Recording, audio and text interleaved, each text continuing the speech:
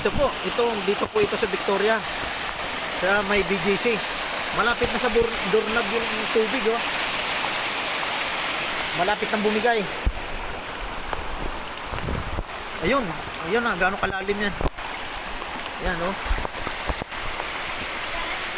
Sa loob na ng bahay dumaan yung sa loob na ng mga kabahayan. Yung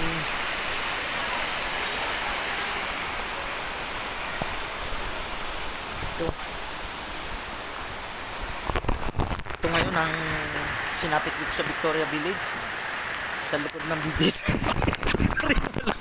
Brad! Malamig! Hanggang dibdib yun ng bato.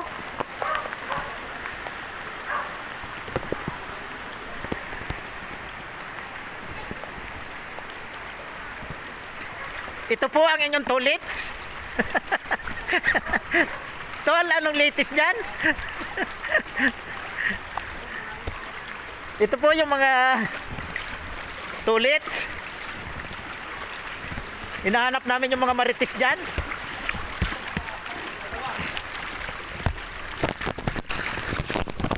Sabi ko sa'yo, kung may dala tayong itlog na nilaga, kikita tayo bro eh. Inaabangan nila yung mga sinyelas na inanod. Marami na siya na-koleksyon.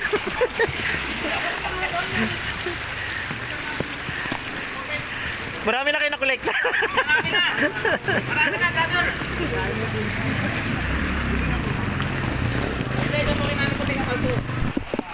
Ito na po yung entrada ng BGC dito sa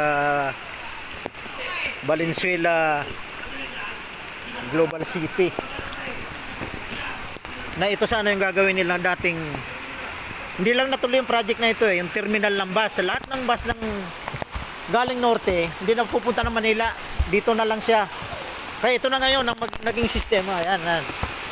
Ambon pa lang yan. Pero paano papasok yung bus dito? Ayan, ito yung entrance. Ito na ngayon ang naging lagay nitong na ito. Yan na. Nagmukhang dagat na.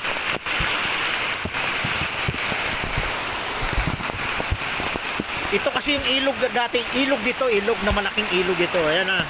Liniitan nila. Ilang metro na lang ata ito. Nasa 5 metro na lang bro.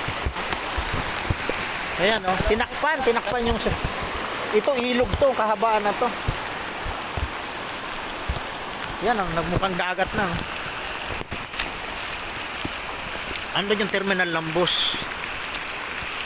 Hindi lang natuloy yung proyekto na yun na lahat ng bus na galing norte hindi napapasok ng Manila, hanggang dito na lang sa Valenzuela.